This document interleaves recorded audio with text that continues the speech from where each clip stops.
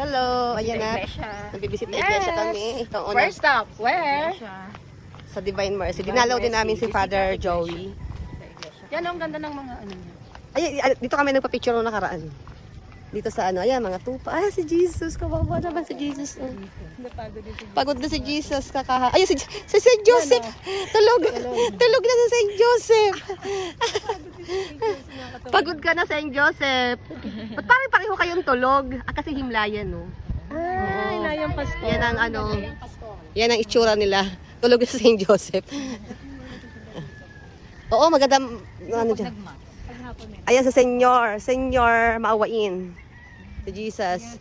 O, magpicture tayo dyan sa harapan ng simbahan. Magpicture tayo dyan.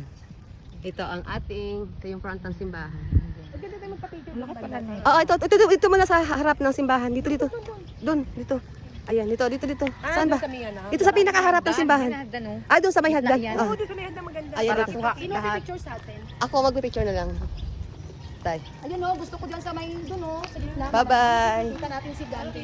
Di ba Divine Mercy? Na kami sa harapan. Dito tayo, picture tayo dito. Saan? Ah, dito, mag-solo-solo tayo.